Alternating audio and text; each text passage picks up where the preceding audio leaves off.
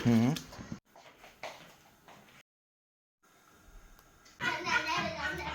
Kaya nagsabi, ganti yan lang. Man ito bang maubos?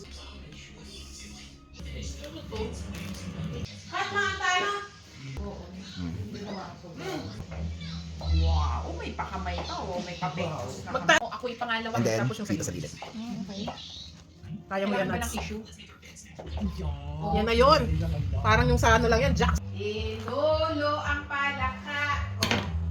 O, yung kung ano pang kulasa naman din yung kamay ko po, maawa po kayo sa akin.